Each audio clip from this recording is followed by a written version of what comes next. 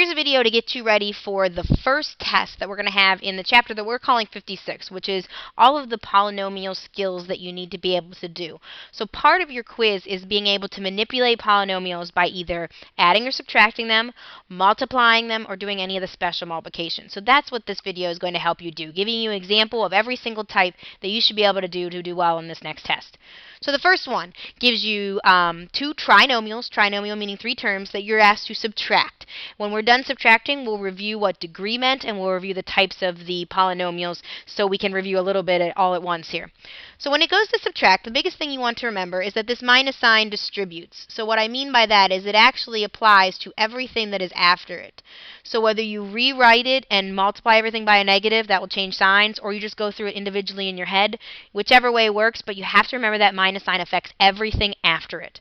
So we're going to start and look for like terms. Like terms are terms that have the exact same variable combination. So for example, right away I notice that I have a 4x squared and I have this negative 5x squared. Those can be combined because they're both x squareds. Now keep in mind that we're actually adding the 5x squared because we have a minus and a minus. So we're doing 4x squared plus 5x squared, giving you 9x squared. When you add polynomials, you are going to combine the coefficients. You will not change the variable piece. The next set of like terms that I see is that I have a 7xy and I have the 6xy. I am going to be subtracting it, so it's going to be 7xy minus 6xy, which gives us 1xy, or you can just write xy. You can either write the 1 in front of it, but you do not have to have it. And then finally, I have one more set, and I'm going to put a little box around these so we can see them. We have the x cubed sets. So we have a negative 4x cubed, and then we have a minus x cubed. So if you kind of think of it off to the side, you have a negative 4x cubed, and then you're doing minus a minus, giving you a plus x cubed. So if I have negative 4 plus 1, I get negative 3, and it stays x cubed. Now as far as degree and type, I'm going to start with type because it's probably the easiest. Type is how many terms it has. One term we call a monomial, two terms is a binomial, three is a trinomial. Anything beyond three we just call a polynomial, being kind of generic. This one has three terms, so we call this a trinomial. And then the degree dealt with the exponents. So I'm looking at the exponents. Since it has more than one variable, I'm going to look at each term and add the exponents. So term number 1 has two x's, has an exponent of 2, so it would have a degree 2. Term number 2 has an x to the first and a y to the first. When I add those together, 1 plus 1, I also get 2. Term number 3 has an x to the third. That is the highest degree that we have there from any of the terms, so that is my degree. Everything else in this video is going to be about multiplying, because we did a lot of different multiplying, from foiling and distributing to more complicated ones with squaring and cubing. We're starting with a pretty big multiplication down here. This is what's called extended distributing. You can think of it as like extended foiling. What I need to do here is I need to take the 2x times everything in this parentheses, and then I need to take the negative 5 times everything in this parentheses. What you want to think of is you have two terms times 3 terms. You should get 6 terms, and then you'll see if any of them can combine. So I'm going to start with the 2x times the 3x squared. You're going to multiply the 2 times 3, giving you 6, and then you're going to add the exponents of the x, so you get x to the third. And then 2x times negative 5x gives you a negative 10, and then x times x is x squared.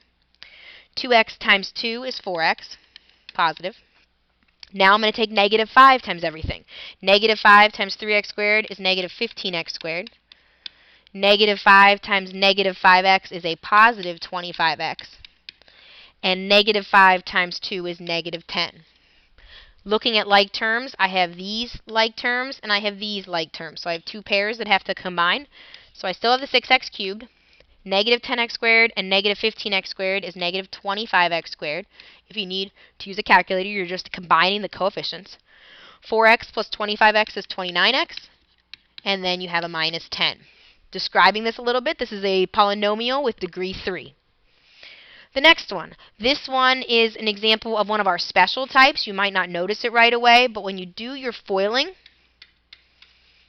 because these are binomials that are completely identical except for one is addition and one is subtraction, it is not necessary to do the O and the I part of FOIL because they will always cancel. Now, if you don't know that when you start, once you start working through it, hopefully you notice that once you get through.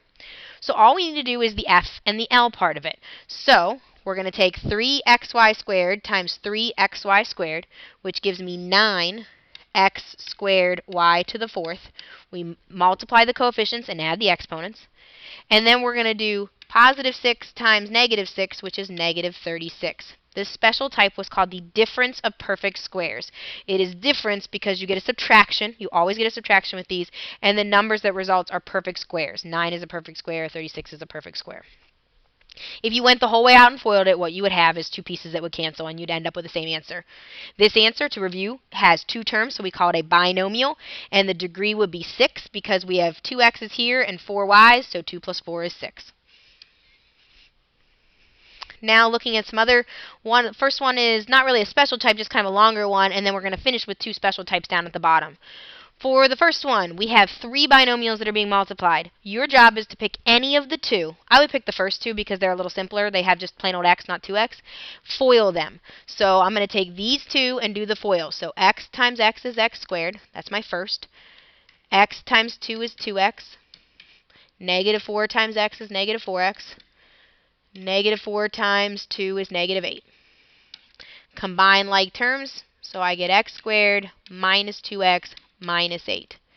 Now it turns into one of the problems from the previous slide, this extended distributing. I need to take 2x times everything here, and I need to take negative 1 times everything here. So I'm going to come off to the side and do that over here. So 2x times x squared is 2x cubed. 2x times negative 2x is negative 4x squared. 2x times negative 8 is negative 16x. Now I'm taking negative 1 times everything in the first parentheses. Negative 1 times x squared is negative x squared. Negative 1 times negative 2x is 2x. And negative 1 times negative 8 is 8. Combine like terms, so I'm going to underline them. I have 2x cubed. I have negative 4x squared, and negative x squared is negative 5x squared. Negative 16x plus 2x is negative 14x. And then finally a plus 8. This has 4 terms, so I just call it a polynomial, and it has a degree 3 because that is the highest exponent.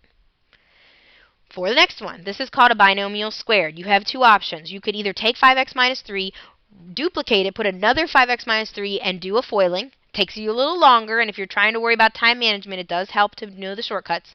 The shortcut I called square double square, and what it means is you square the first piece. So you take 5x times itself. 5x times 5x is 25x squared. We also square the last piece, so I'm going to do that next. We square the negative 3 times negative 3, we get 9. It's the middle term that people tend to forget about, and here's the shortcut. You take these two and multiply it together. You get 5x times negative 3 is negative 15x.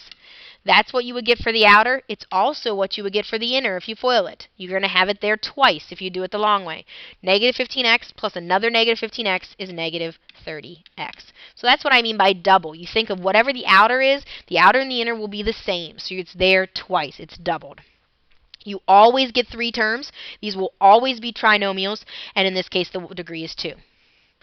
Finally, our binomial cubes. We have binomial cube formula. I'm going to write down the formula so that we can just put everything in where it belongs. For subtraction, it is a cubed minus 3a squared b plus 3ab squared minus b cubed. Whenever it is subtraction, the pattern of the signs is always plus minus, plus minus. You have a positive term, a negative term, a positive term, and a negative term. If it is addition, if it's a plus b, then everything's positive, so it's even easier. I figured I'd do a little harder one with you. You want to identify what a and b are, so you can put it into this formula. So a is 2x. It's the piece that comes first. And b is 5. You do not need to worry about saying it's negative 5. We've already dealt with the signs. We already know they're going to go plus minus, so just say 5. Plug everything into my formula, and then I'm going to use my calculator to simplify it. So I want to take a, which is 2x, and I want to cube it. I'll do that in a second on my calculator. Minus 3 times a, which is 2x squared, times b, which is 5.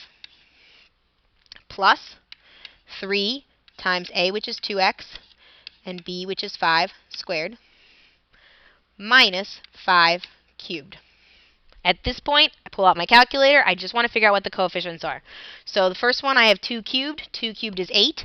And I also have to take the x and cube it. So my first term is 8x cubed.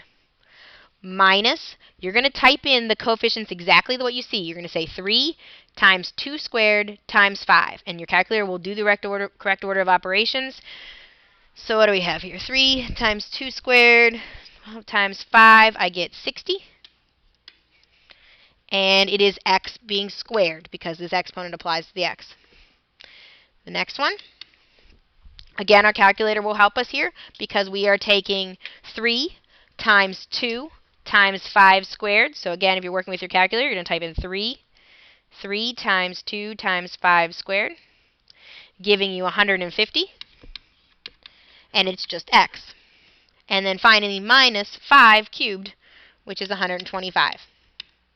When you do these cube problems, they will always result in 4 terms, so we'd always describe them as a polynomial. And in this case, our degree is 3 because that is the highest exponent that we see.